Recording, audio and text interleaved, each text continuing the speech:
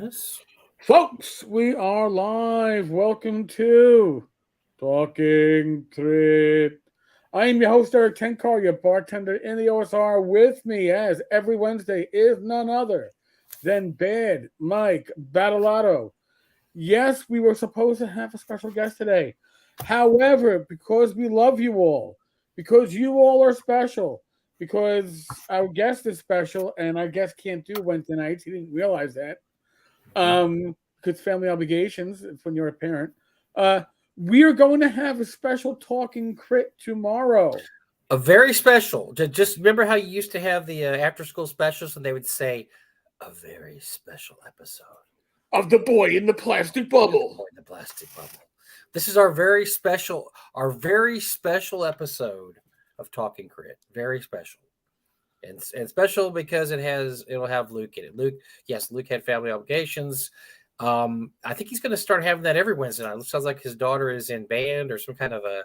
I'm going to get in trouble. I didn't pay attention. Orchestra or something. Anyway, Thursday night's going to work for Luke. What are we doing Thursday night? Nothing. I would normally host the chat. I didn't host one last because I was COVID heavy, but I'm COVID light now. Yeah, so we'll talk to Luke tomorrow night, and we'll talk to him about whatever he can talk. I mean, we'll talk about his Kickstarter just finished and Gary Con, and we'll just talk to him about gaming and what's going on in the industry. And I don't know if we'll be able to ask him anything about the lawsuit. He may not be able to say anything. He may not know anything.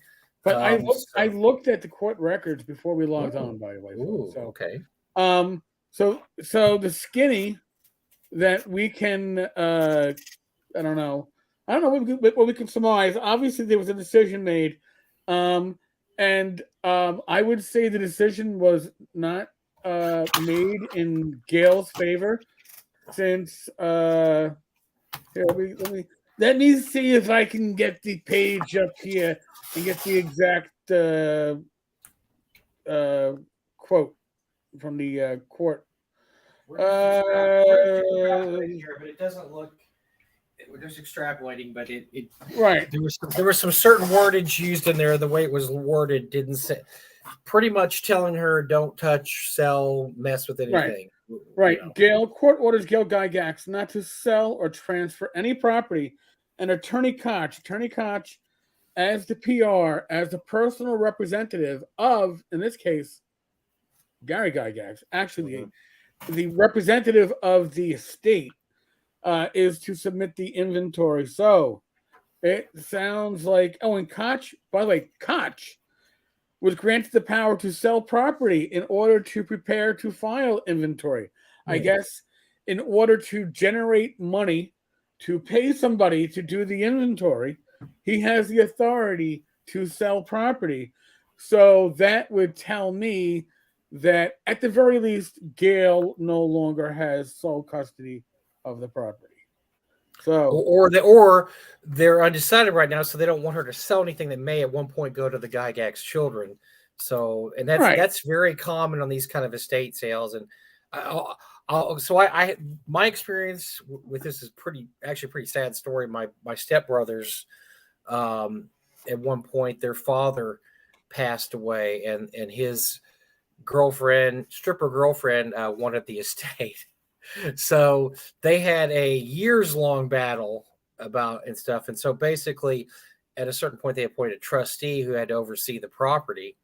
And long story short, the trustee bled the estate dry, and then bled it dry because he was paying himself some ridiculous amount of money. But yeah, this is one of the things they do right off the bat is they say, hey, nobody can sell anything having to do with this estate because at this point we don't know who it's going to go to.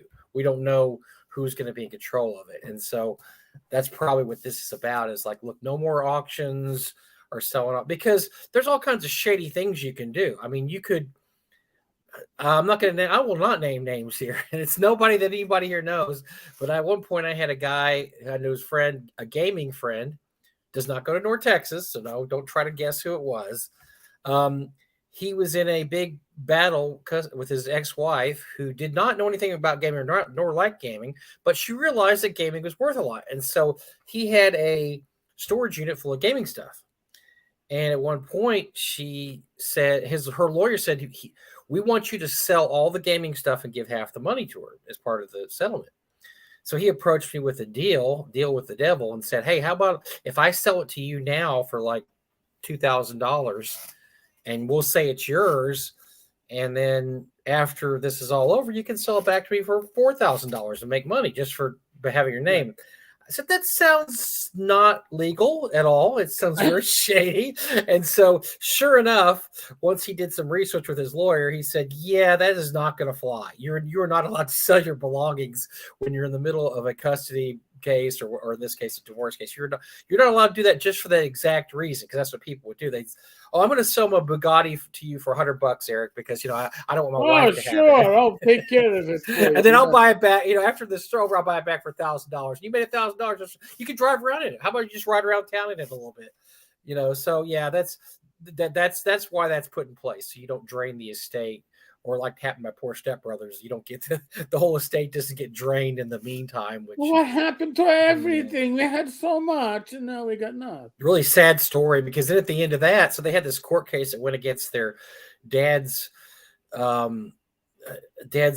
stripper girlfriend. I call her stripper girlfriend. Dad's girlfriend for years. And then when that's over, then they had to try to sue the estate management. And they were just, at that point, they were just done. They're like, you know what?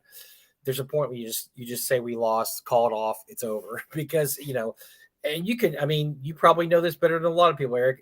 Law stuff weighs on you after a while. You get tired of dealing with it and dealing with it. You're just like, I want it over with. That's how my stepbrothers were at a certain point. I don't even think they got any money out of it at the end.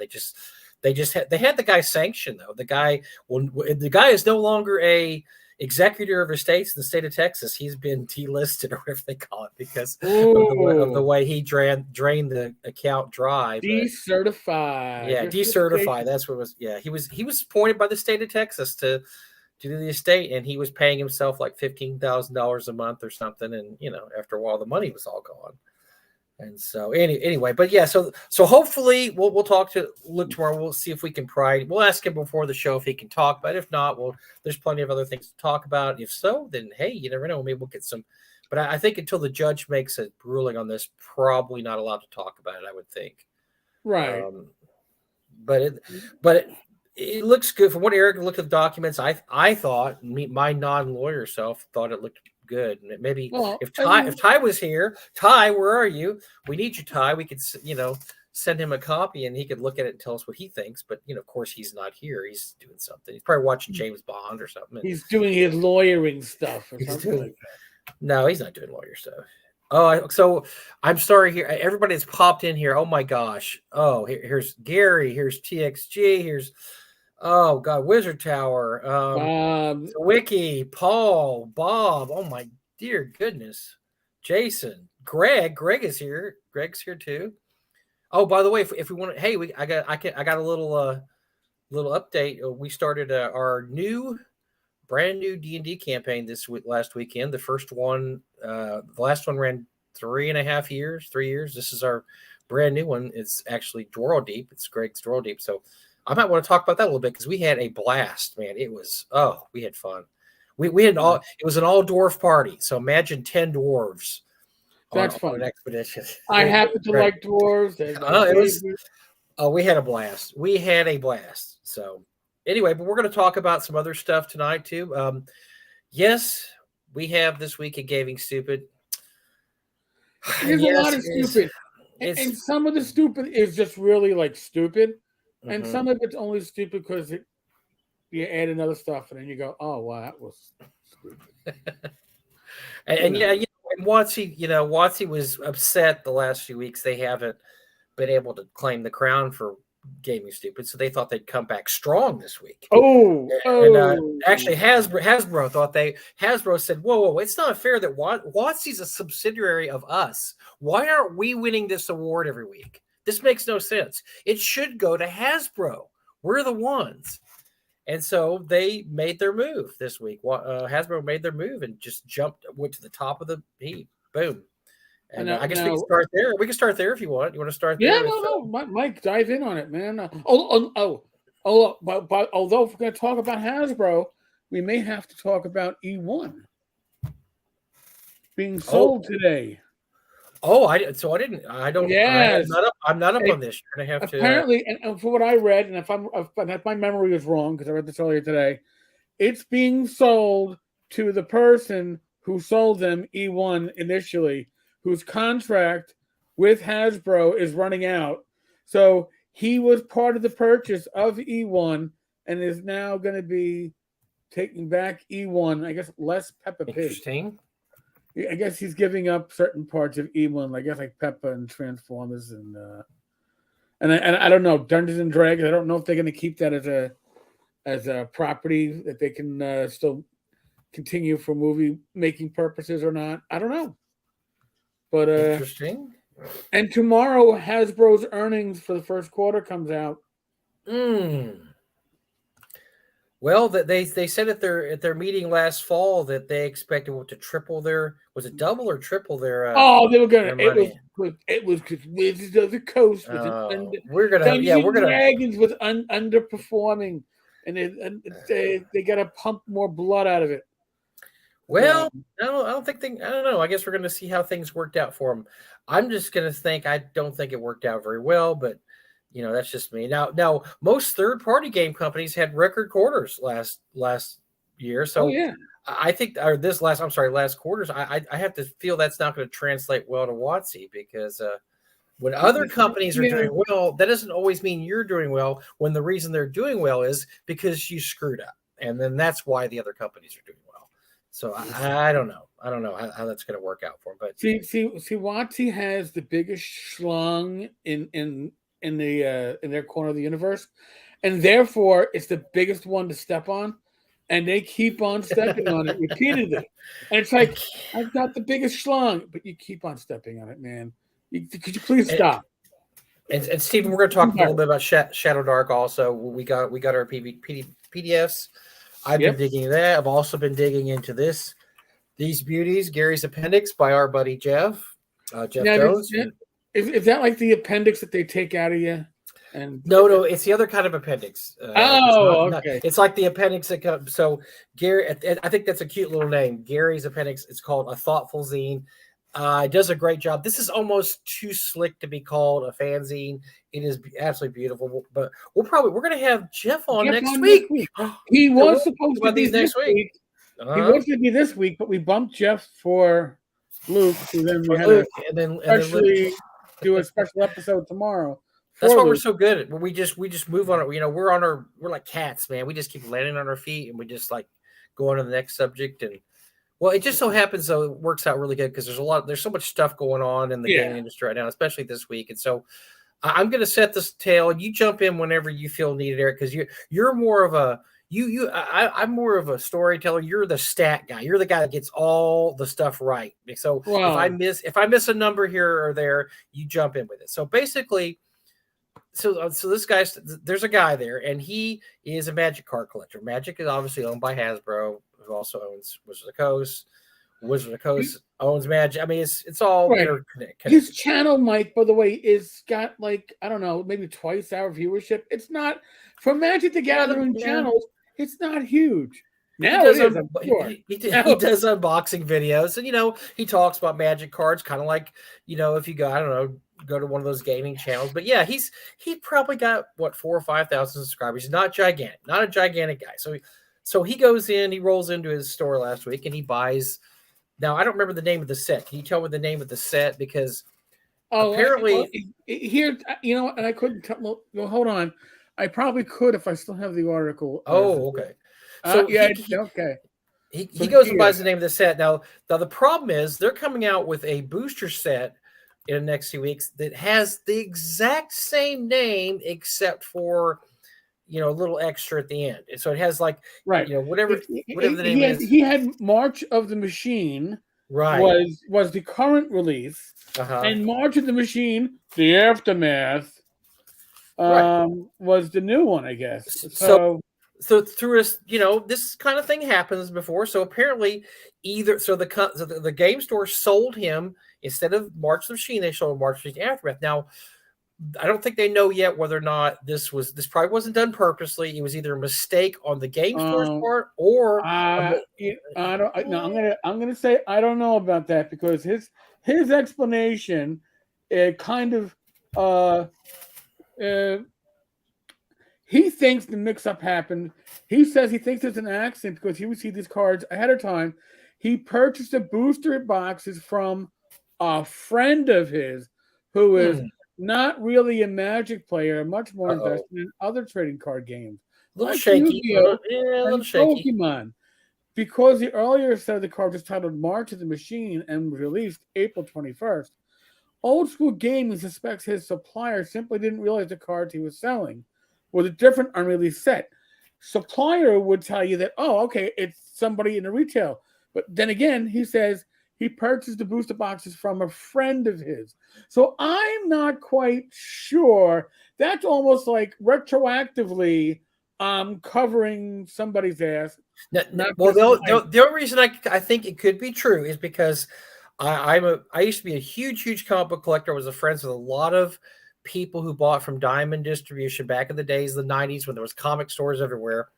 And I know some friends that accidentally would walk out of the Diamond distributor with stuff they weren't supposed to have because of mistakes made. Like, they got the wrong, your boxes are over there. So they go over there and get the box and go, whoa, hold on, this is comics that aren't supposed to be released for another 2 weeks or something. This is something. And so I know those kind of mistakes do happen with distributors where they give you the wrong stuff. I mean, you're right. This is a little shaky, his explanation, but yeah, as it was though, he was sold this box of cards, and so he does an unboxing video. Look at all the new Magic cards that aren't even out yet. This is amazing. And so he gets a little knock on the door. He opens the door. There's Pinkerton agents there. Now you're like, whoa, hold on. Did we go back to Deadwood in 1891? Yeah, No. Pinkerton is still around. It's a private investigation firm. Usually, I don't think you or I usually use Pinkerton. They're more used by big corporations to investigate stuff. And they basically, to make a long story short, threaten him and say, we're coming for those cards. We need the cards. You may go to jail. You may be fined, but you're not supposed to have those. And we are going to take them right now. We need the foil. We need every foil pack wrapper. Mm-hmm. We need, if they had come with gum like your old baseball cards, spit it out. Spit the gum out. It is some scary ass shit. In retrospect, now this is just some dude, and this is I know if it was me and Eric, probably if Pinkerton they just knock on our door, they're going to get this, and they're going to come back with a warrant. But Eric and I are a little more savvy in the ways of the world. This guy looks like he was just completely flat-footed, like, oh my God, we're coming in and we're going to take all this shit. Probably shouldn't have let him in.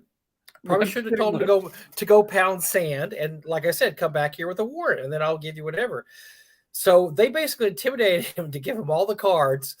And they rolled out, and he spent quite a bit of money on these. These are not cheap. I mean, he spent a substantial amount of money on it, rolled out with it, and then his wife are kind of like, "What the hell just happened?" Well, they get a call the next. They're given a number. Please, you need to call this number and talk to them because you may have gone to court for this, go to trial because you're in big trouble, buddy. So he calls the number, and this is where damage control comes in, and this is like where somebody like Ty Beard. His spidey sense is tingling about, this sounds like lawsuit because when is a company ever apologetic about raiding your house? Never. So these guys were like, we're so sorry. You know what happened, right? Sorry. That happened when Pinkerton agents like, we recovered your shit. Here you go. Well, how'd you get it? Well, we told him if he didn't return the property, he was going to jail. You did what? What? You said what? He's gonna call us, right? Yeah, dude, we're so sorry. Would you like a box of chocolates for your wife? Yeah. No. Did you see? I don't know if you read the article. They're going to send him a little gift. And no, I don't want a fucking gift. I want my money back for the damn cards that I bought that you just took out of my house. I don't need a gift. They're like, we're going to send. We might send him a booster. We're going to send him a booster box. We had no legal right to take them. You gave those cards up freely, you dumb schmuck. He did. Like I said, this is when your spidey sense needs to start tingling, and I mean, I wish they would have done it to Ty's house because I would have said, I need some names here because we're going to have this is going to go to court, I think. And this guy has already gotten lots of.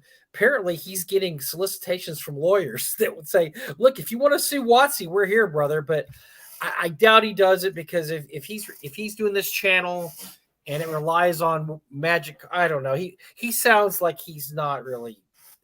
He's just an unprofessional. I mean, he's just an amateur. He's an amateur guy. Didn't know what was happening. So immediately, what's the worst thing you could do after you just absolutely just crap the bed in January, March, and February? Well, let's just start out, I'm sorry, January, February, March.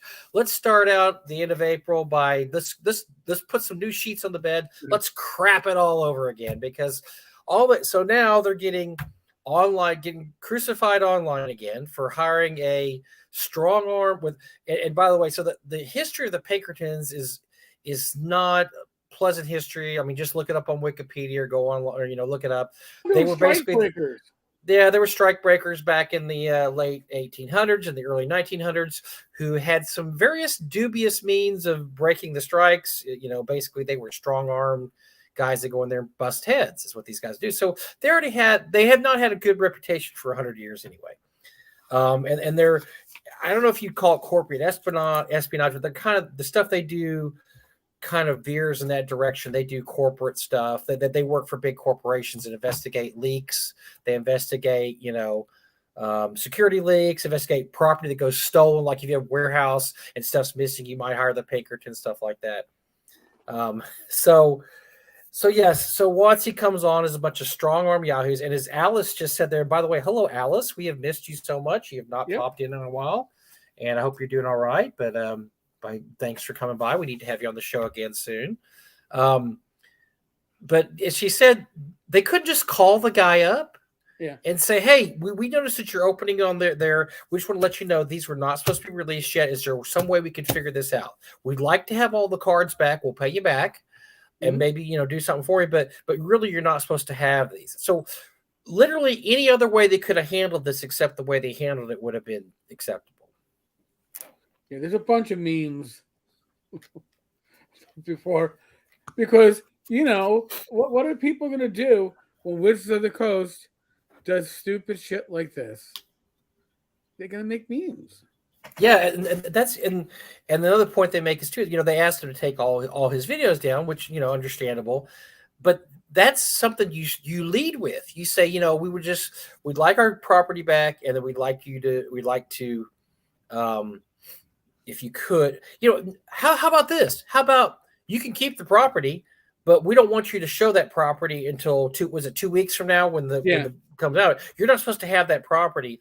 If you could just take your videos down now and you could just keep the property, but we don't want you to display that property for the next 2 weeks. I mean, literally, you could brainstorm a dozen different ways to handle this that didn't end up with every meme that there is out there and every gaming channel having the title of WotC Strong Arms Magic Collector. And now, Mike, there's another part to this that, I mean, I recognize this as an issue. I guess others maybe don't, but they did this on a Sunday. They did this on a fucking Sunday morning. Okay, so I mean, you can't even. Hi, Kitty. You can't even serve like a general warrant on a Sunday. Wow. I did general warrants and warrants, unless it's for a specific cause. If they're outstanding warrants, it's Monday through Friday, like 6 a.m. to 9 p.m. Sure. You don't go on somebody's house on a Sunday morning and say, hey, we'd like to talk to you about your stolen property. Unless you want to look like a shithead, but WotC is already. They've already passed that months ago. That's not new territory for them. So they're left with another public relations gaffe, and they have to try to explain it and stumble through terrible excuses and explanations. But it's just part of the it's part of the whole thing we're seeing this year about where they just don't know what the fuck they're doing. And as Eric said, they just keep stepping on their dick. They can't stop stepping on it. They love to step on it. It's almost like they want to step on it. Like that gets them harder to step on it. It makes you wonder who's actually making the call. Just like back in, 2020, when they decided to put the disclaimer on everything, right? Oh, our legacy products need a disclaimer because of that disclaimer, which couldn't even properly spell Dungeons and Dragons. In the initial announcement, when they put that disclaimer up, happened on a holiday weekend. This happened on who's calling the shots at Wizards that's making these calls? It's the same explanation every time. It's the same story every time. They go like this and they look around. They go, we don't know who did that. That's what happened back in January when they did that. We're getting rid of the OGL. If you remember the follow-up, we never found out who threw that out there except for them to say, we never, oh my gosh, we never would have okayed that. Never. No, this was just like an in-house document that we had. That's crazy. Posted on the office refrigerator. No, we were all out of town that weekend. We were at a company retreat reading out of the Bible and feeding small, helpless, homeless children. And we didn't know this was going on, but I don't know who was in charge here. And they do that every time. Stop falling for it. Don't fall for it. I saw some people fall for that. And I got in a discussion with a good friend of mine online who said, remember, this wasn't them that did this. Yes, it was. It's a lie, folks. It's a lie. That's the corporate speak for one of us did it and we don't want to fire that person right now. Because normally you throw red meat to the starving dog, right? Normally you throw somebody's a sacrifice. Ed and Copy did it, and so we're going to fire him, even though that the middle manager is the guy that gave that to Ed to copy, and Ed just ran a photocopy of it. But we're going to fire Ed anyway. And so the fact that they just pushed the buck on down, said we have no clue who did this, and we've never found out. Nobody's ever told us. That's exactly what's going to happen here too. Every time they screw up, it's the same story. The Spelljammer slave monkey thing was the same story. We never found out who did that or who said it. They tried to blame Steve Winter for it, and Steve Winter very happily pointed out that was not him. That was not his. But you look at this and you're just like, how the fuck, honestly, because each time. Who did it? I didn't. Did you do it? I wasn't. Who wrote that? Who wrote that disclaimer? We never heard who wrote that disclaimer, right? We never heard who wrote the OGL, the initial OGL. Well, no, you weren't supposed to see it, but no. Then who wrote the next two versions of the OGL, which also got like the one that mocked us, the one that was like, hey, we're gonna write this as if your intelligence score as a default is a 7. All right. We're going to use all kinds of gamerisms, even though I'm a middle management type. I don't know anything about gaming, but I'm going to throw in a bunch of gamerisms to make this seem like it's real hip and cool. Yeah. It sounded like my dad talking about D&D is what it sounded like. My dad trying to make a joke about hit points. That's how ridiculous it sounded. But yeah, the fact that we don't know who's doing any of this business, and it's just random person that we don't know how this happened. First of all, if that's really true, then their company is really in a crisis, because that means they have people that shouldn't be making decisions. They're making decisions. So that's explanation number one, which I don't buy. I'm not going to buy that at all, but I'm going to say if that's the truth, they're in a lot of trouble.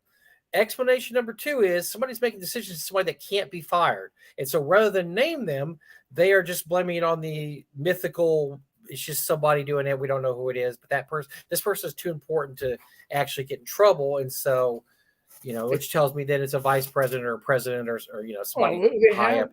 I mean, heck, Wizards of the Coast itself has like 20 vice presidents. But see, that tells me though, that's weird though. That tells me that you can afford to lose one. You can sacrifice one of those guys. You can throw one under the bus and say, "Oh, it was Ed." Maybe the one that actually made that decision was one of the ones that actually isn't a male white.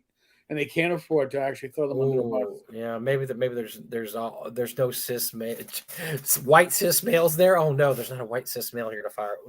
There's too many of them. But that's not. Or too many. Yeah, that's not like that. Yes. And the one person that keeps on doing this shit isn't one of those. Doesn't fit that category. It's like, it's one of the only 2 women we have.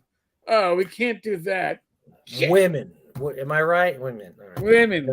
Just kidding. Sorry, Alice. Can't live with and can't run a company without at least one on your board. No, but the thing is, so we're joking here, but the problem is we don't really know because they won't tell us, and they just roll on to the next idiotic crisis of, whatever, and it's going to happen again. It's going to look. We're only in April here, folks.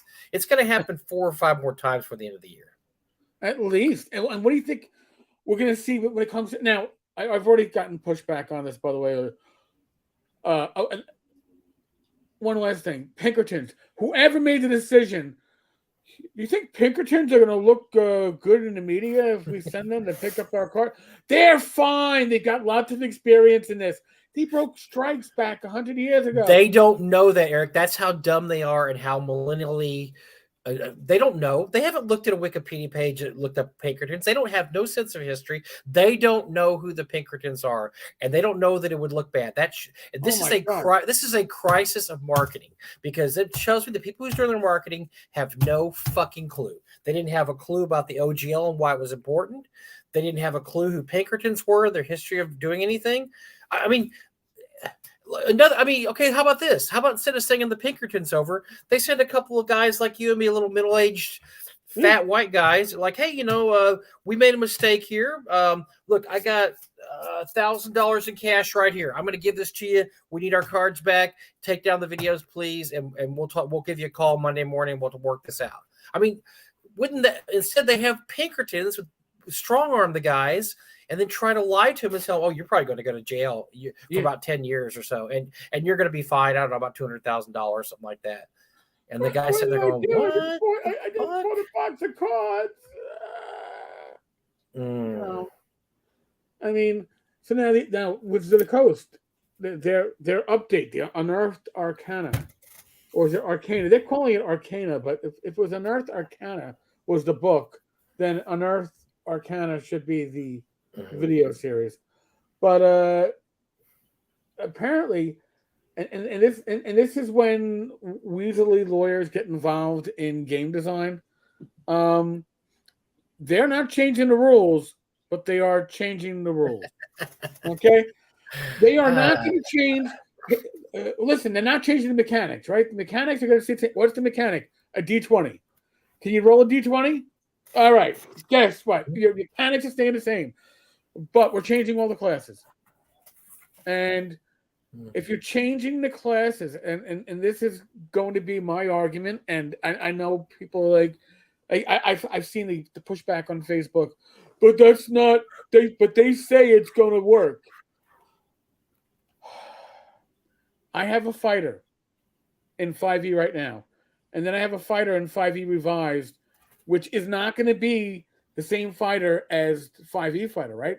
The 5e revised fighter is going to have more tchotchkes, more powers, more oomph to it. So they're not compatible. And well, I can use my new fighter in older adventures. Well, he'll kick ass in all the other adventures, but they're not worried about game balance, so we're not worried about that. Well, and plus that has the added advantage, isn't it, that you're going to want to all switch to the new fighters? Like, whoa, Bob bought his new fighter in, and he's kicking butt on everything. Let's all go buy the new books and use the new fighter, man, or because that's the new fighter is so much better. So what they're hoping is it's kind of built-in obsolescence, right? They're hoping you're not going to want to run any old character classes because they're giving all the new ones all this extra stuff. Why would you want to run the old boring one when you can run the new one? Oh, by the way, to get the new one, you're going to have to buy the VTT and the online books and all the stuff. But I mean, it's so much better than the old one. I mean, it really is. Now somebody already pointed out that the OGL only includes the core classes, right? It doesn't include it, and that's great. But are they going to include the new core classes? Probably not. They don't have to, right? They just said that the OGL, the 5e OGL will be compatible. There'll be there will be parallel language, or they were working their way around the idea that the OGL will allow you to play something that resembles 5e revised, but it's not going to be 5e revised. Yeah. So they're already, and you bring that up to some people, they're like, no, that's not what they're saying.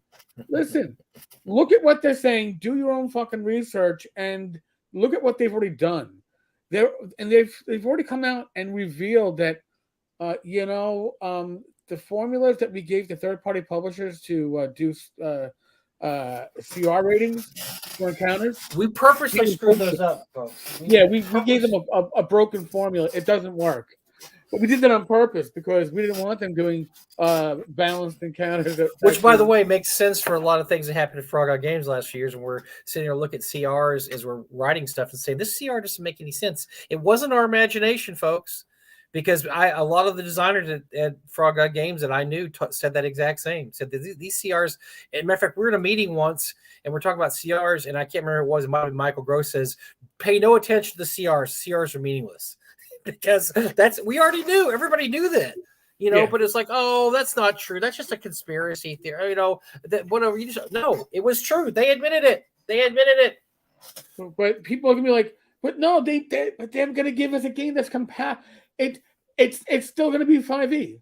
I've been saying this since they announced the new edition. They were not going to change the core rules because they don't want an edition war. However, they want you to buy new books.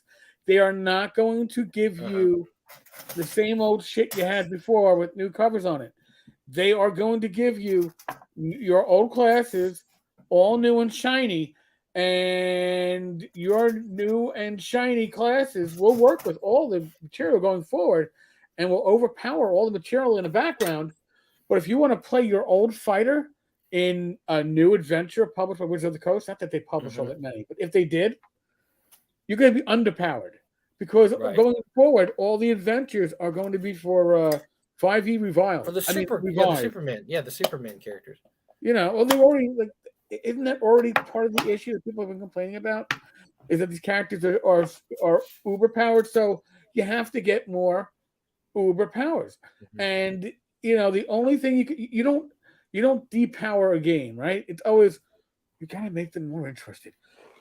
We need more. Yeah. And what happens is it builds up after a while, and then you came back down because then you have the OSR, and we're gonna take away everything. We're gonna start from the scratch. Then it builds up again, then it goes down. Then it builds. That's the cycle of life in gaming, right? Is that games get more and more complicated until somebody comes along and says, "Wait a second. Why don't we make this less complicated?" Then everybody gets all excited about that. They do that for like 5 or 6 years, and then it starts building up. It's the cycle. It's the cycle of life because to keep selling your product, you have to add more and more. I mean, TSR famously got into this with Splat Books and 2E because 1E wasn't. They didn't really do it with 1E. 1E just kind of had they were concentrated on making modules. They didn't make a lot of what you would call supplements. They would make, they had some rule books. They had Unearthed Arcana, the Monster Manual 2, and stuff like that. But for the most part, all their publications were either stuff like that could help you game. Like let's say they had the Dungeon Masters type books, that helped you monster treasure assortments, and then they came out with a lot of modules. Well, what happened with 2E is they came out with very few modules, but they had all these supplements for your character. So if you had a ranger, you had to go buy the Book of Rangers or the Book of Paladins, the Book of Dwarves, and they hit on a winning formula with that. These Splat Books were a winning formula because they figured out this is something players will buy, and then they'll beat their DMs up about, come on, because I was a DM in that time. I had players come up and go, "Can I play the Blade Slinger or the no fucking Blade Slinger in my campaign." I did that just to watch you flip out, Eric. No, but they would come up with some character they found in the Book of Rangers or Book of Dwarves. Can I play this character? What is that character? I don't even have that book. Well, it does this and this, and he does tunnel crawling, and he can pit fight like a pit fighter. I mean, and so that's what they did. It's everything. It's a kit. Anyway, so this is what became, because the second edition came along, did this. Now every single edition of the game has this, where they have to come up with all these Tasha's books of everything or whatever. And then they had. Oh, did we lose Eric here? No, I'm still here. Okay. I'm sorry. It's a hairy dwarf in there instead of you. There you go. I'm sorry about the hairy dwarf, man. But anyway, this is what happens. And so you have this unending cycle where you get more and more complicated, then it goes back down and more complicated. And right now, 5e is, they just kind of a few weeks ago and said, you know what, this isn't really going to be 6e or 5.5 or 5e plus or whatever. It's just going to be the same game and love that you've loved all these years, Don't listen to those people over there. They don't know what they're talking about. No, this is just going to be the same thing, but better. Not changed at all. More is better. More better is more powerful. Because it has to be more powerful. Because if it isn't more powerful, you won't be happy. And I will say this. Kobold, they've got their Black Flag project. I like Black Flag a lot better than Tales of Prince Valiant. I mean, Tales of the Valiant. It's a rough Or one. is it Tales of the Valiant Adventures? Because Not superhero, yeah, because isn't that the other game that's coming out from Green Ronin? Because that's based on the Valiant universe, which I can't believe. That's a tough one. I feel bad for Wolfgang. Wolfgang probably didn't see that one coming, but yes, apparently he switched the name from Black Flag to Tales of the Valiant, and then immediately Green Ronin announces, by the way, we're doing the Valiant Universe, which is a comic book company. We're doing the Valiant Universe book. So there's going to be 2 brand new products with Valiant on it. What can you do about that? I mean, I'm sure Wolfgang didn't see that coming, but there it is. But I'm not a big fan of Tales of the Valiant. Maybe it'll grow on me. I heard some funny stories online last week about people that were talking about how much they hated the name Pathfinder when it came out. Well, what is this, Pathfinder? So you're going to find paths? I mean, this is the dumbest name for. And they were basically calling themselves, saying, "Look, I thought Pathfinder was the stupidest name ever," and it caught on and it became popular. Maybe Tales of the Valiant, everybody will love it. I don't know. I don't like it particularly, but.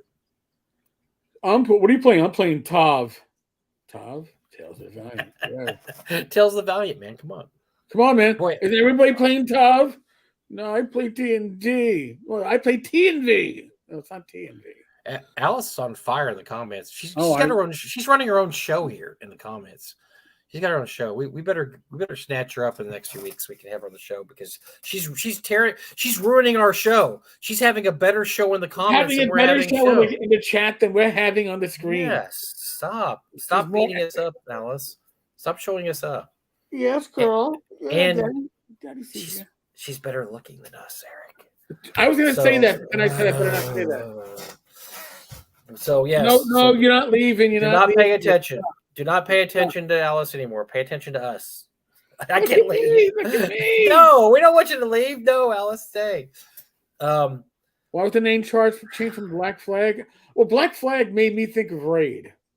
The old spray poison for ants and roaches. And I wonder, I mean, Wolfgang's a pretty savvy guy, and his marketing guys are pretty savvy. I wonder if somebody dug something up that said, if there's something called Black Flag already, or there's already, like you said, there's a bug spray called Black Flag. People don't want to be calling us the Black Flag bug spray game, and so I wonder if something along those lines that they just didn't want to have something that resembled something else. And then Black Flag usually means pirates, and this isn't a pirate game, so maybe they thought, okay, well, people are going to buy Black Flag thinking it's about pirates, and it's not. It's about It's a new way. So I watched Jenny D's video on this. I took the hit. I mean, Jenny's she's adorable. She's not. I mean, she doesn't bother me too much. I watch it. Okay, she's a little too sweetie for me. But apparently, from what I see, she had basically a paid commercial for Tales of Valiant. It's just Wolfgang's 5e house rules. For whatever for his 5e house. So they've changed up some names of stuff.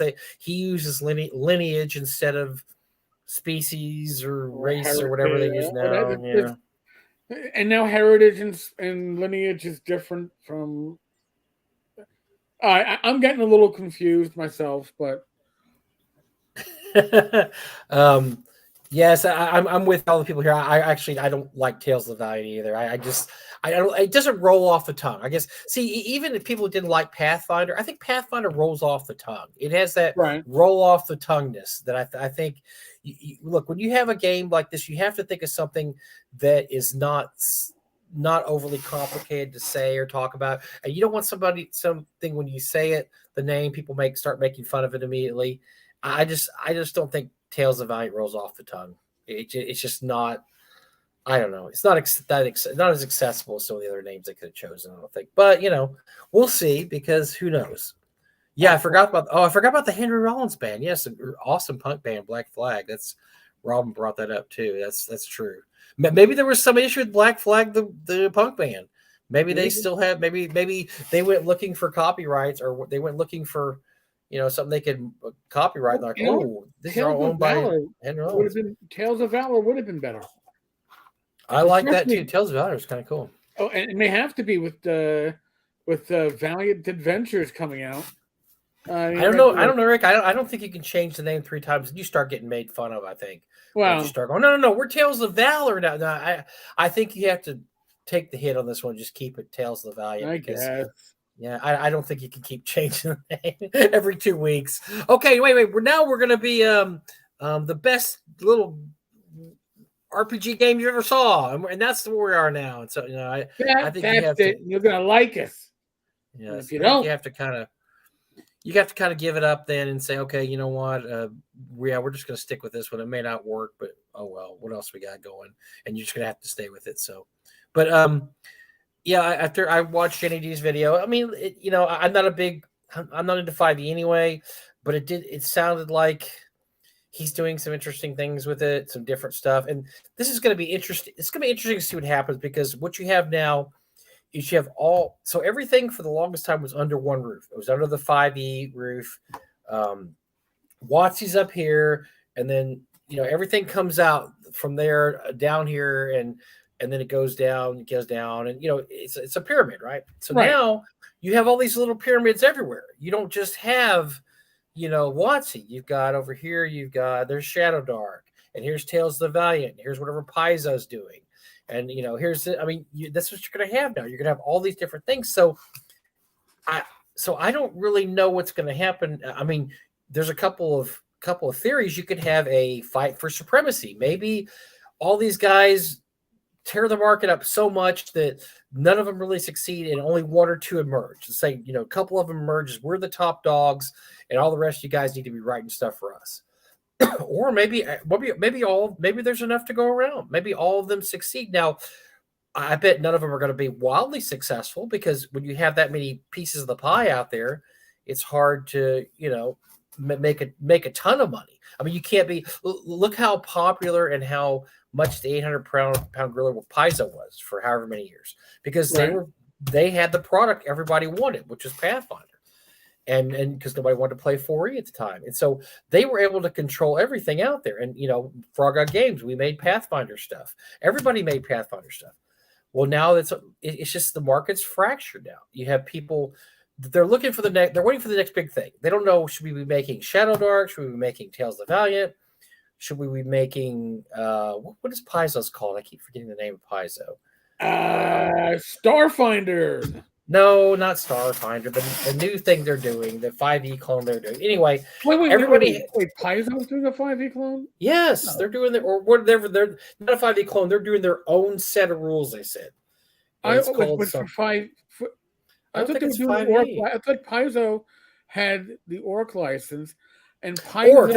Orc. That's what I'm talking about. That's not a set of rules. That's not a set of rules. That's a license. Yeah, that's a new. That's an OGL type of thing. Not this. That's not an SRD. So we got the this week they released the Shadow Dark PDFs, and I dove into mine a little bit. I mean, I'm probably going to do more when the real books come out, not the PDFs. But I was very pleased with it. I think it does a lot of things I think people want to see, and I'm reading through it going, man. I don't play 5e, but you could get me to play Shadow Dark. Oh yeah, it's I played 2 sessions already. Yeah, it's like when Greg was on the show. We were talking about. I talked about how I liked his Dark Sun better than I liked TSR's Dark Sun because it was really interesting, and he's just using the basis of Shadow Dark to run Dark Sun. I really liked Shadow Dark. I think if Shadow Dark plays their cards right, they could be a really big player. If third-party people start doing Shadow Dark stuff, then I think. That goes a long way towards their legitimacy. And people definitely. Saying that, hey, let's don't do generic 5e product knockoff. Let's do a Shadow Dark product. Because basically that's what Shadow Dark is, just 5e with the numbers filed off. Plus we're going to add some really cool old school, type tropes in there. Right. Although I did find it hilarious. I'm on the Shadow Dark Facebook page. And So Shadow Dark. So it's Kelsey did the 5e game. By the way, we haven't even announced this yet, Eric. Kelsey will be on the show in 2 weeks. Kelsey from Shadow Dark, Kelsey Dion. We have on the show. We have a date. We have a date with a millionaire. And that's going to be in 2 weeks. Kelsey's going to be on the show, and we're going to talk lots of Shadow Dark then. And she's awesome. I mean, she has old school cred out the wazoo. She will be able to talk. If we want to talk about Barrier Peaks, she can talk Barrier Peaks with us. If we want to talk about Moldvay D&D, she can talk that. But we'll probably talk Shadow Dark with throwing the other stuff in. But so she put in some really interesting mechanics. That there's the torch, the light mechanic, where basically darkness is scary, dungeons are scary, there's no light spells, your torches run out all the time, and you're in the darkness. There's no dark vision, you're just in pitch black. And so if you're way too far down the dungeon, you're like, okay, how many torches do we have left? 2. You need to get out, because our torches are going to run out about an hour away from the door.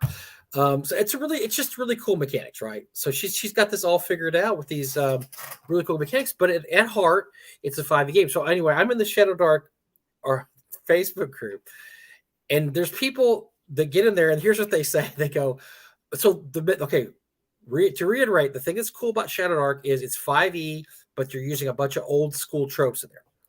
So you're like, I want to play Shadow Dark, but I don't want to use the old school stuff. I just want to make it 5e. I don't get it. And so I posted a long paragraph in there, and Kelsey even gave me the thumbs up on a reply, which I appreciate. But it was along the lines of, if you don't want to do what Shadow Dark wants to do, why are you playing Shadow Dark? But you can apply that to any type of this game. So what we're looking at here with 5e is everybody's going to be putting their own spin on 5e. And if you want to play generic WotC 5e with a few twists, I guess you could always stay with WotC, but I have a feeling that these other companies are going to steal a huge market share by putting their own twist on 5e and saying, let's do 5. Let's say Greg Christopher wins the lottery next week and decides he is going to do a Dark Sun clone for 5e. I mean, he's got a whole market there. He's got people that used to love Dark Sun. They'd be like, yeah, I'll buy your. I mean, obviously, WotC's not doing the Dark Sun, although they say they might. I mean, let's say they can't. That's right. They're doing Planescape. Right. They're not Dark Sun, although very popular. Too many slaves. What's the word? Problematic. Problematic. Yes. Which is the key word for. We're afraid to touch this one because it has mature themes. There's slaves in it, and yes, and you know what? Slavers are bad, and guess what? It's cool to kill them. It'd be like this is what it's like, Eric, having a World War II game and going, Nazis are problematic, Eric. I don't think we can have them in there, So, like, okay, so we're gonna do this is a World War II game, right? So the bad guys are who now? Because you took out the dudes wearing the swastikas. Oh yeah, because they're problematic. The same thing. Why not just say, look, slavers are bad. Go kill slavers and rescue slaves. That's awesome. What a great. No, because you can only kill generic things. I mean, personally, I think Dark Sun in a modern day world where we have politicians pitching ideas like the Green New Deal, Dark Sun, which is a world which needs a fucking Green New Deal, is an excellent setting to play off those fears and tropes. Yeah, look at your environmental. Your environmental guys should love that. Look what happened to this world there's a lot of parallels between that world and this world, right? Because look, these people, they sucked all the life out of the world, and it's a big giant desert now. Wink, wink, wink. See? Yeah. But no, that they don't know. They're not smart enough to figure out how to work that. So they're just like, no, we're too scared. We're scared of slaves, and we're scared of there's half dwarves, and we're scared of half dwarves and half giants, and we're scared of all this stuff. We can't possibly do that. We're just gonna we're not gonna ever do that again. And here's the issue too with Woods, especially with Woods of the Coast, is that they do everything.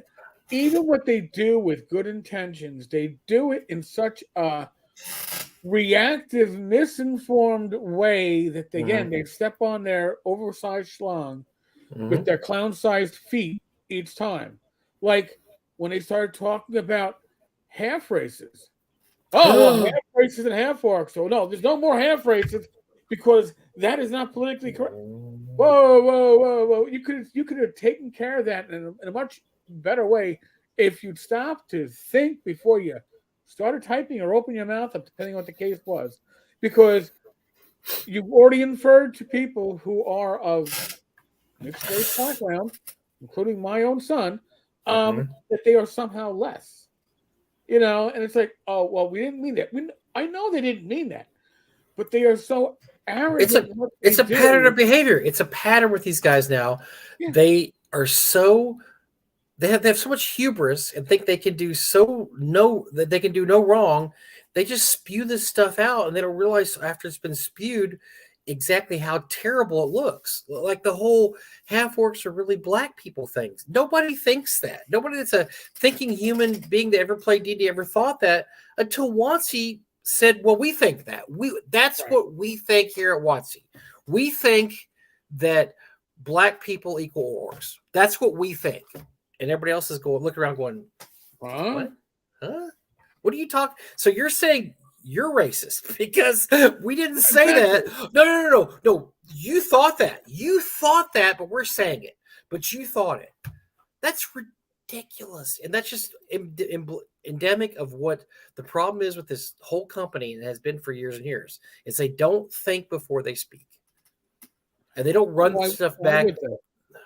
Well, why not just look? Here's a simple way to solve these problems.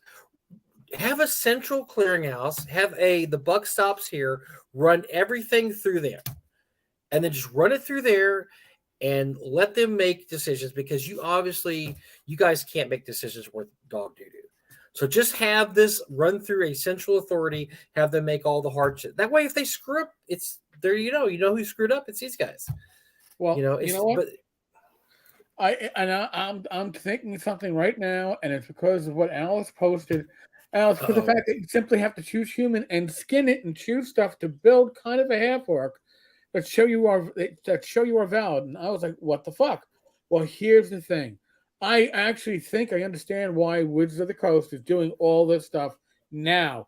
Now, because they're afraid when they put out their VTT and people get to take their models, right?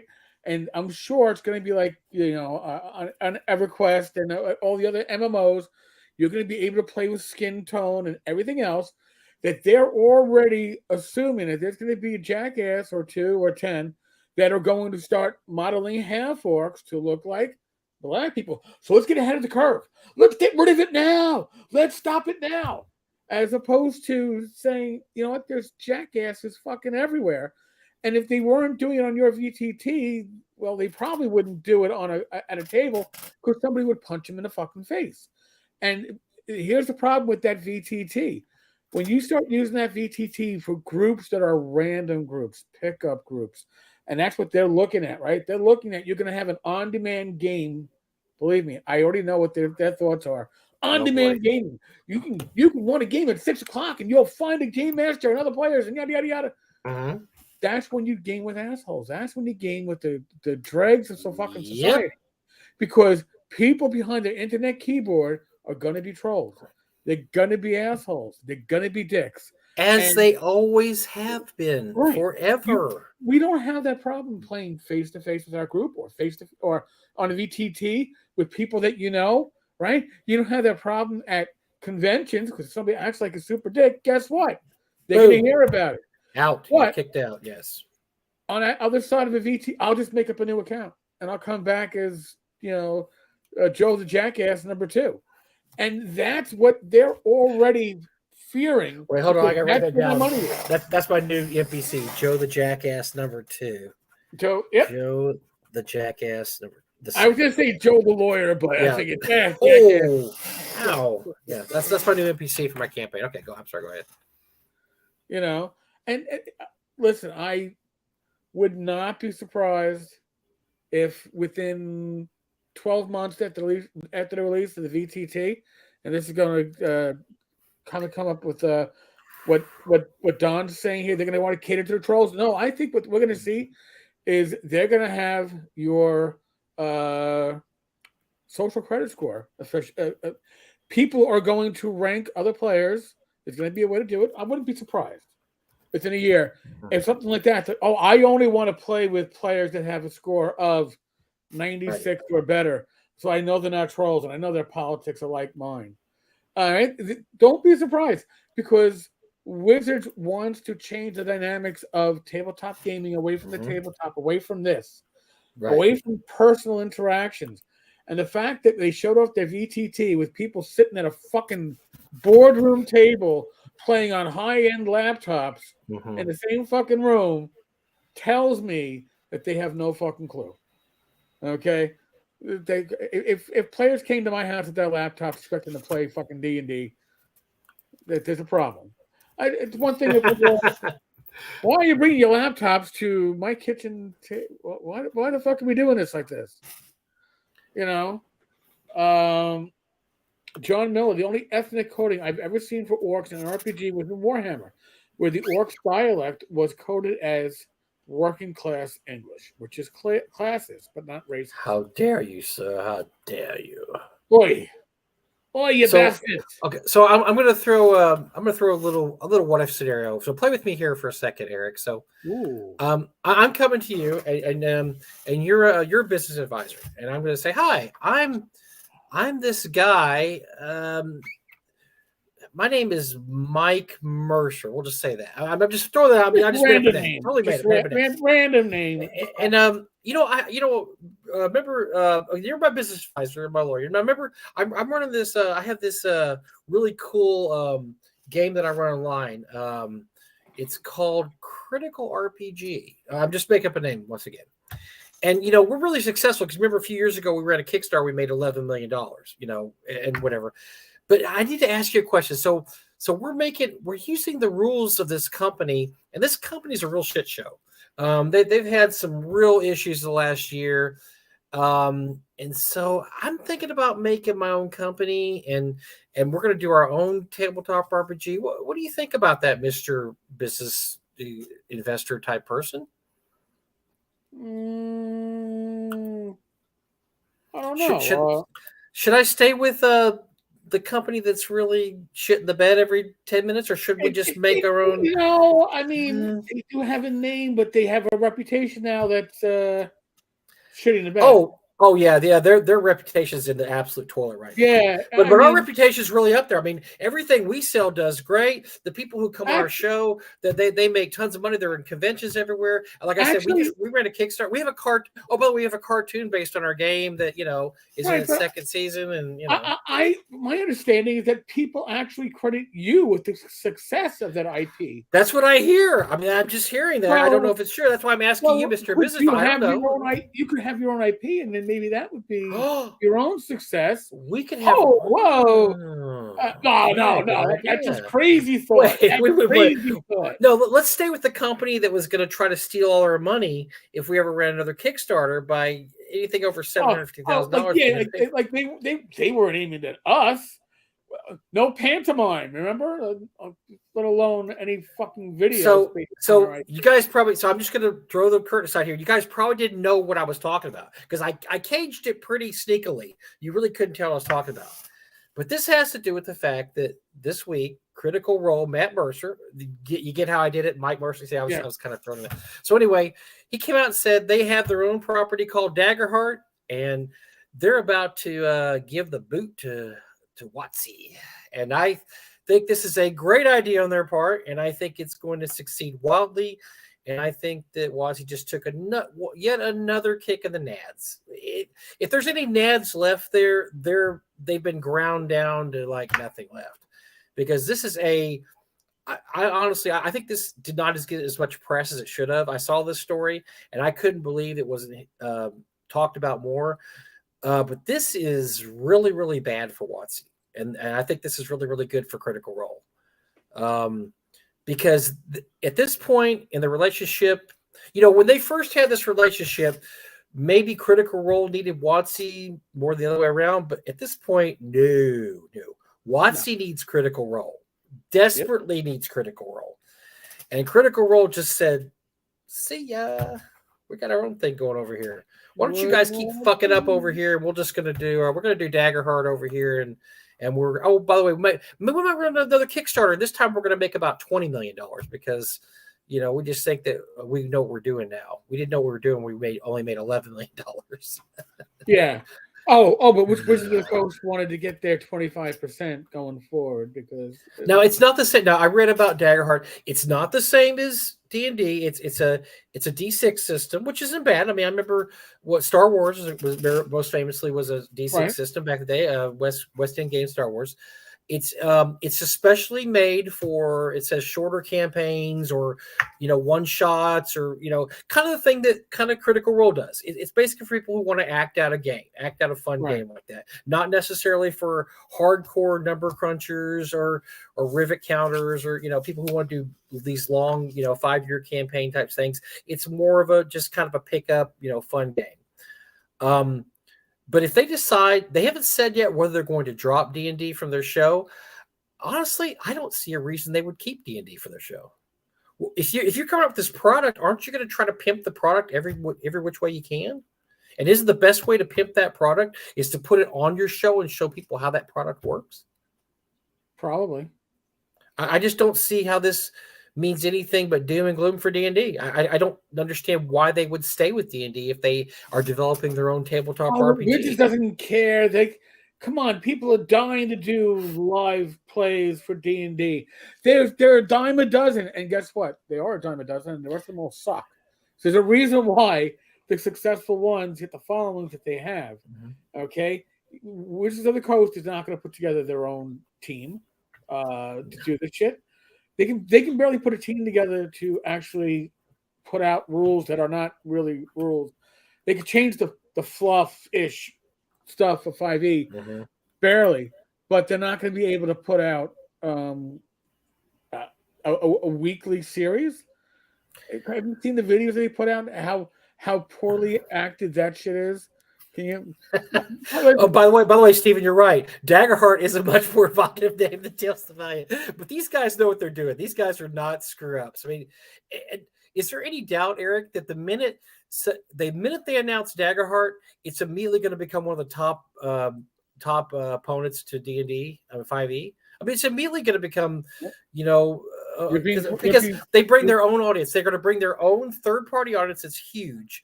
And that the only D&D they know is the kind of D&D that Critical Role plays. They don't really, I mean, they play 5e because of Critical Role, not the other way around. Ron Fraser is correcting you. It's two different games. You have Dagger and Heart. Oh, I'm sorry. Yeah, Illuminated Worlds is Dice 6. I'm sorry, I did get it mixed up.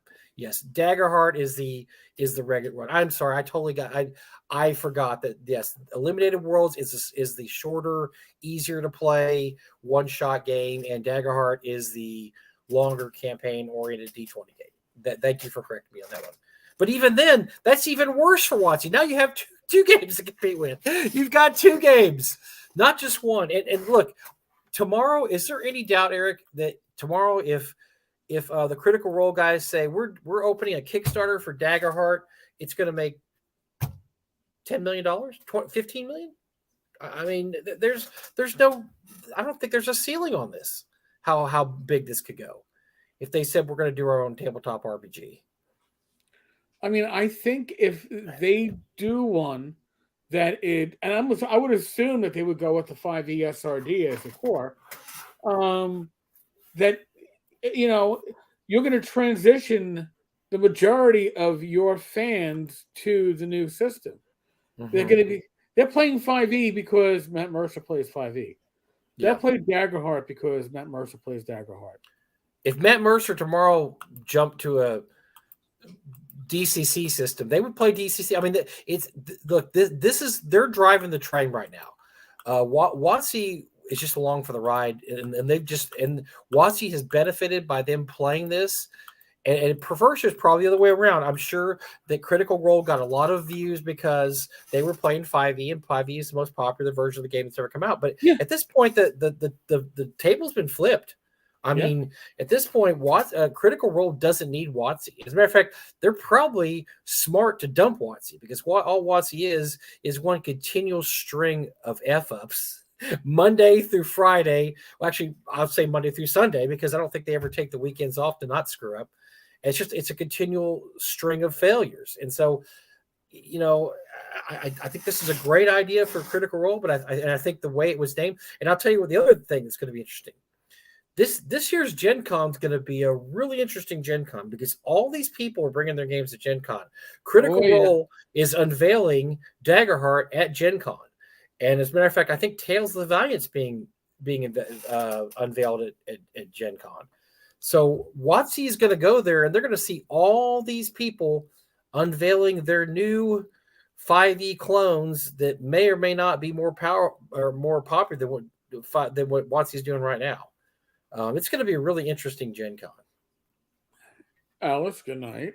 I think part of what's going to happen too is whoever. See, this doesn't normally happen, but there's going to be so many 5e clones coming out, or at least including 5e itself. Whoever hits the mark first, whoever gets to the door first, gets their material out first, is going to be in the strongest position, at least initially. Sure. And I think that what's going to happen is Wizards of the Coast is going to be the last one out the door. And I think they're going to go, what the heck? And it's going to be a self-imposed failure of all fail. What we have here is a failure to communicate. Yeah, that's what's going to be. And the thing is that this was all unnecessary because I think a lot of this started when basically WotC came out and said, Critical Role, you've been so successful and so instrumental to what's going on with D&D. We're going to steal some of your money right now because we're going to make it so if you ever run a Kickstarter again, we're going to take your money. But not only that, we're going to do better than that. We're going to say that we own all rights to our D&D, including the rights that you have to stream live game. That would be a separate contract. That's gonna be totally separate. Oh yeah. You're gonna have to negotiate with us to get that. That's not, even though you built this house, we're still gonna say this is our house, and we're gonna take this away from you. And so if I'm Matt Mercer, that probably pissed me off. Yeah. And I probably said, you know what? I don't think we need you anymore in this relationship. And when you think about it, honestly, the moment Wizards of the Coast did that, thinking we have the system. You need our system. Listen, anybody can stream with any fucking RPG system they want, and if they're good at what they're doing, the system doesn't matter. People weren't watching because of 5e. They were watching because of Matt Mercer and team, and they were buying 5e because of it. So Wizards of the Coast believed that they were more important to a live stream than the actual GM players and actors that they are actually were, and that they got it backwards. They were benefiting. All right. Yeah, it's a steak and sizzle. I mean, they thought they were the steak and Critical Role was the sizzle. No. Critical Role was the steak. You're the sizzle. You're just there, to look pretty. Critical Role could do this. Look, Matt Mercer set up a great system where he's a great storyteller. Yes, it's not really D&D. I've seen it. It's not really any kind of D&D I've ever played or anybody else here, but it's fun to watch for people. And he's hired some really entertaining and charismatic voice actors to do the parts, which, a stroke of genius there. And so because of that, people, they talk about the Critical Role stuff. I mean, Vox Machina is, like I said, there's 2 seasons of it on. I've seen the first season. First season was pretty good. I mean, I'm a little bit in the second season, not quite as grabbed me as much as the first season was, but they're the ones that are going to be driving this train from here on out. And it just blows my mind that instead of trying to work a deal with them and come to them and say, hey, before we announce this thing that we're going to announce, we just wanted you to know that we appreciate what you guys are doing, and we are going to work this out where you guys are going to get this, and this. Right. No, they just dropped it on their head like an anvil in a Roadrunner cartoon. The Wile E. Coyote I'm going to drop this on the Roadrunner's head. And, then it backfires and the Wile E. Coyote gets squashed and crushed. And that's pretty much what happened here because it backfired, absolutely backfired on WotC. And Wizards of the Coast had this inflated impression of how important they were in the larger scheme of things. Instead of realizing they were benefiting from the way things were going, they thought that they were the linchpin. And honestly, gamers are very fickle. Okay, I mean, it doesn't take much to get a gaming group to change their system. All you got to do is piss off the GM, and you can Right. see 8 players suddenly playing a different game. I saw it as a kid, saw it as a teen, or just different interests. We get bored of something. Now, Wizards of the Coast, though, got greedy, and they just saw all this money that they were not getting pieces of, and it should be ours. And what's going to happen in the end? Likely they're going to be. We're undermonetized. This brand name is undermonetized. These Critical Role people are stealing our brand, and they're making this money on it that we're not getting a piece of. Yeah.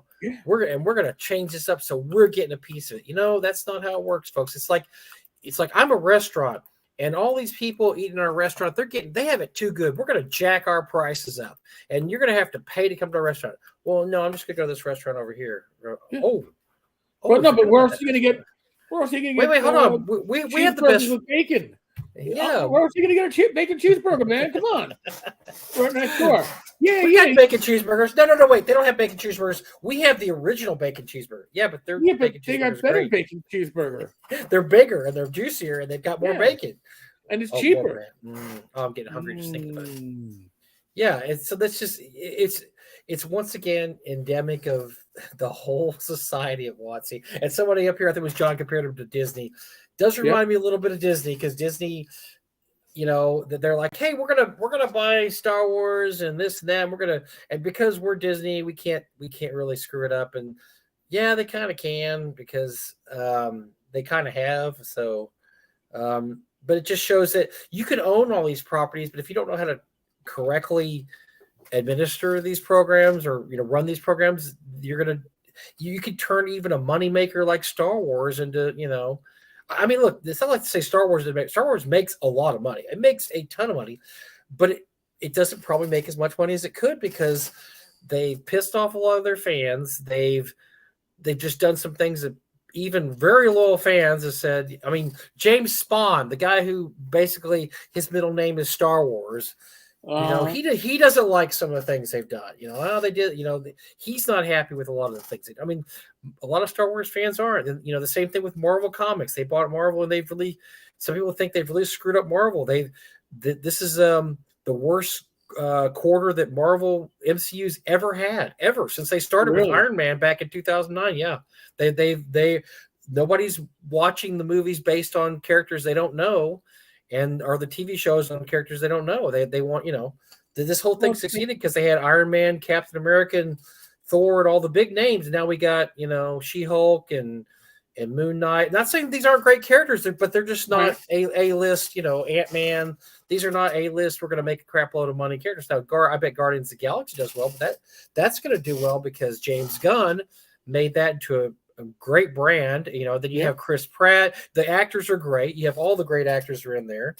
And so that may be an outlier. But besides that, they've really, since Endgame, I've heard they've lost quite a bit of money because they're just not. Wow. They've actually canceled a lot of products or projects because they had a bunch of projects that were like, yeah, we can't do this now because we're just not making the kind of money. It's not like the old days where we could just throw a Marvel movie out there and it made $20 billion. Now you got to work for it. So the same thing with WotC. Well, I mean, to take the parallel to WotC, you can't just throw out a rule book and, oh yeah, we're WotC and we do 5e. This rule book is going to sell, it's going to go, double platinum bestseller list. No, people want to see what you got. They want to make sure they can use whatever you're publishing, and they don't want to be, and they don't want something like Spelljammer that came out and, according to everybody that I talked to, just crashed and burned because it just wasn't what people wanted when they said, okay, Spelljammer, that sounds cool. Spelljammer, it's space, ships in space, awesome.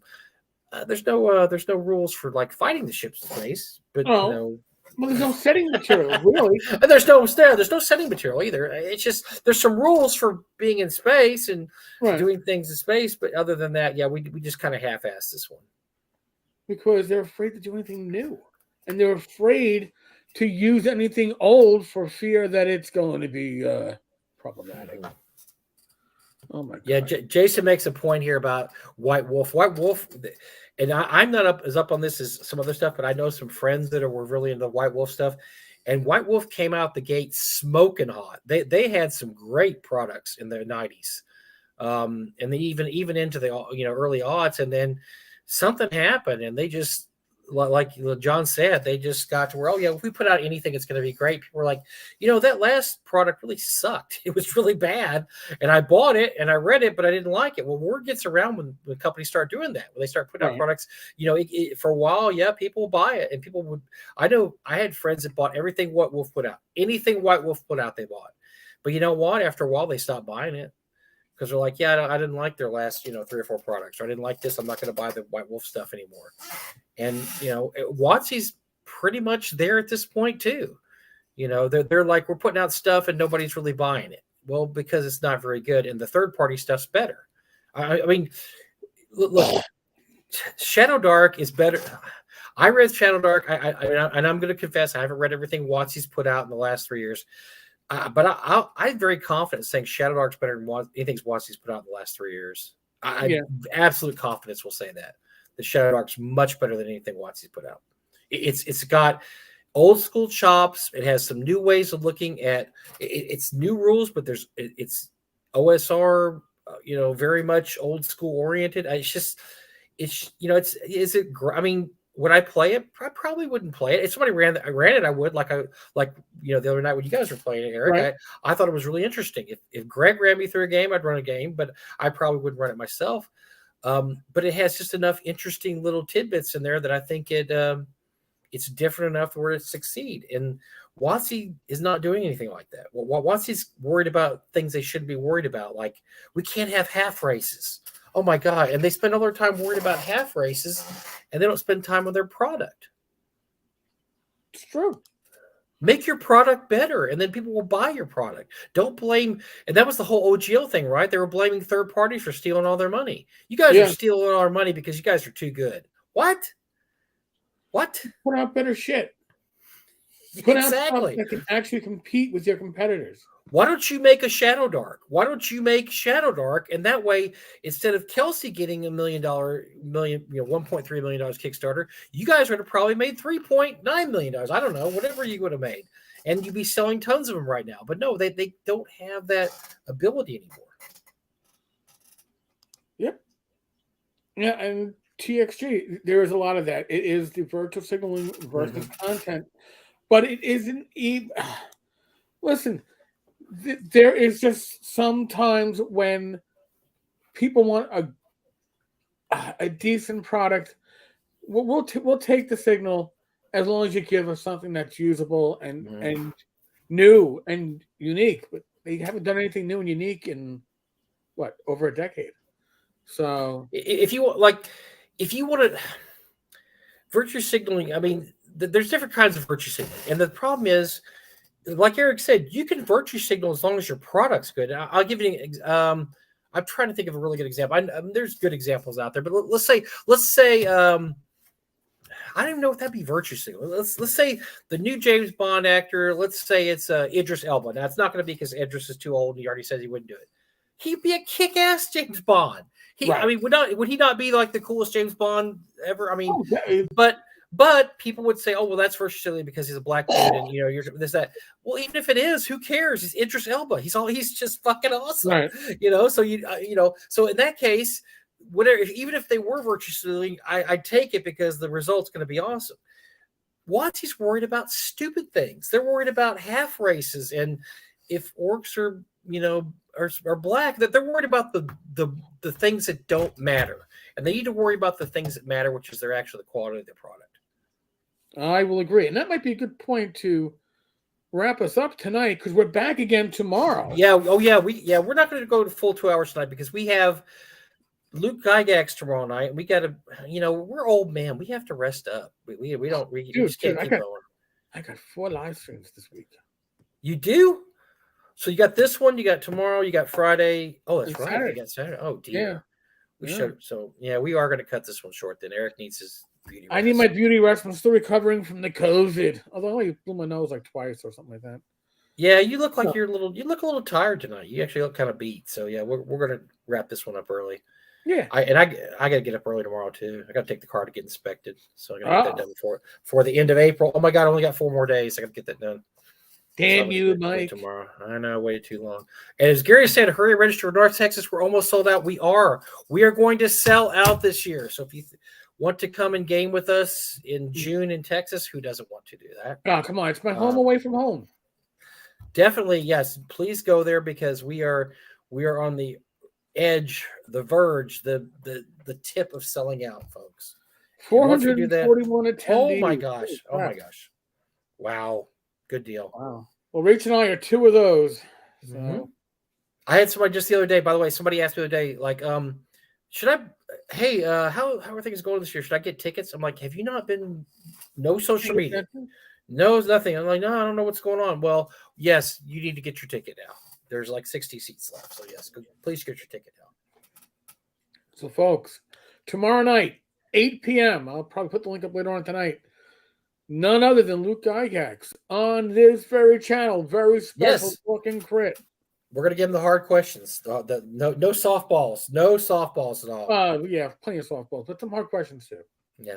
Yeah. Well, I will ask him a couple things. We'll see. We'll see if he can talk about the court case, and if he can't, then we can't, and we'll roll past that. But other than that, we'll talk about some stuff.